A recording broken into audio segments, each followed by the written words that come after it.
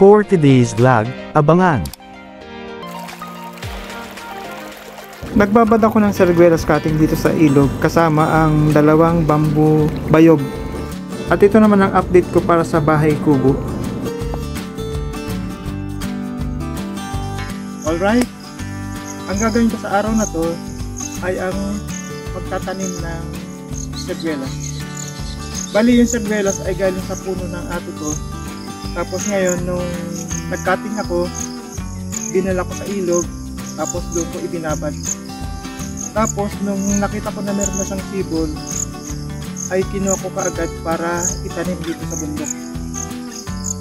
So sa ngayon ay nagukay na ako ng 2 butas pa lang, pero may mga kasunod pa yan dahil may mga ilang piraso pa ako doon sa cutting ng sarguelas. Ito yung ginamit kong pangbutas, earth auger o earth drill kung tawagin. Tapos namili ako ng lugar kung saan ko itatanim yung sarguelas. Tapos dito ko itinanim.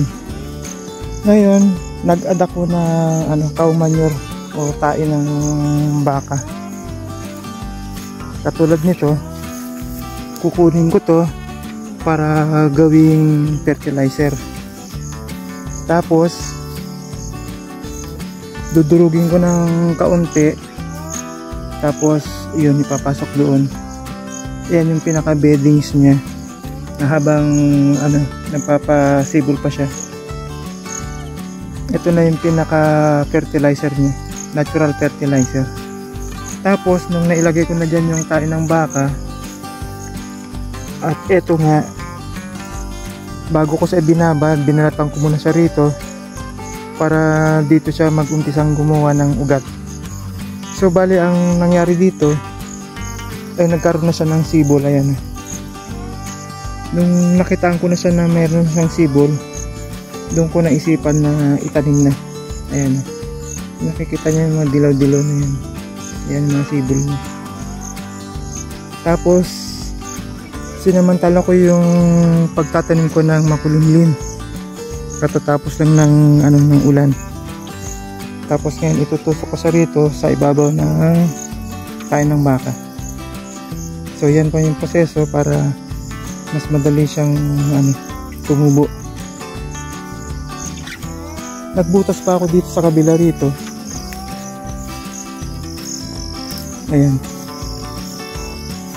Yan, dito siya.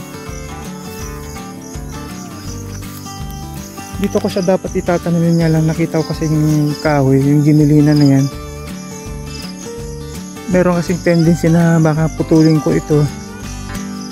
Tapos siyempre may possible na madaganan sa rito. Kaya iniwas ko sa rito dahil nga ito ay darating yung panahon na puputulin ito. Tapos ayun, dito nga ako nagbutas, saka doon.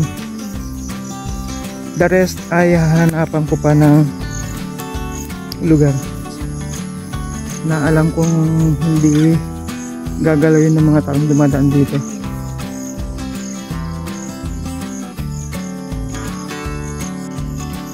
Tapos ito yung sarguelas, yung remaining noon. Tapos ito yung bayog o kawayan na propagated din siya, na ibinabad ko rin sa tubig sa ilog.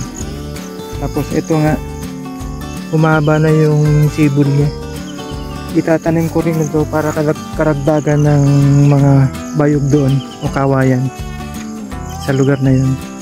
Kasi nga, ang naobserbahan ko rito, pagka gumawa ka ng mga katulad na mga pangbakod o bahay kubo na yan, nandito lang yung yung mga materyales. Hindi ka mahihirapan na mag-provide o bumili. Oo, bibili ka rin ng mga iba pang materyales, pero mas maganda pa rin yung meron ka sariling tanim para kahit pa paano makamenos ka sa gastos sa pagpapagawa ng kubo, mga bakod o ano pa man yung mga pwede mong paggamitan nito. Halimbawa mga trailings na mga itatanim. Yan. At pagkatapos kong magtanim ay inumpisahan ko na nga nagawin yung pintuan ng kubo. So hindi pa rin ako natatapos sa ginagawa kong to, kaya itinutuloy ko ngayon.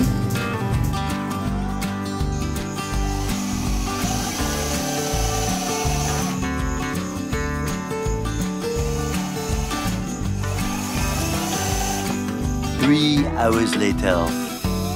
So ito na, natapos din sa wakas at naikabit ko na rin. Okay, pagtapos natin magtanim, ito maghihilamos muna tayo sa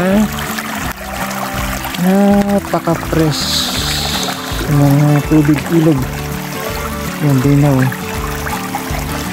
yung dumi na ng mga ito yung dahon, pero malinis yan, pero hindi pwede inumin siyempre. Tagilamusan lang. Ilan na tayo.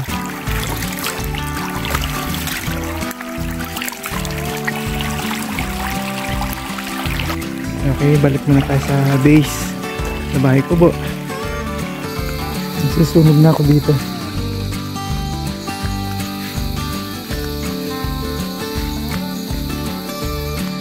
May bintana na rin, kagagawa ko lang hapon. Yan, eto, susunog na ako dito. Ayun, merong tanim doon, punla ng saging.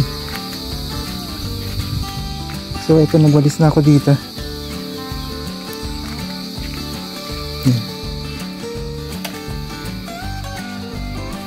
Ito, naglinis na rin ako. Pero kailangan talaga rito may may net, kasi mga lamok tsaka langaw. Tapos bibili rin ako ng antay-anay kasi lagi palang anay pag dito sa bundok.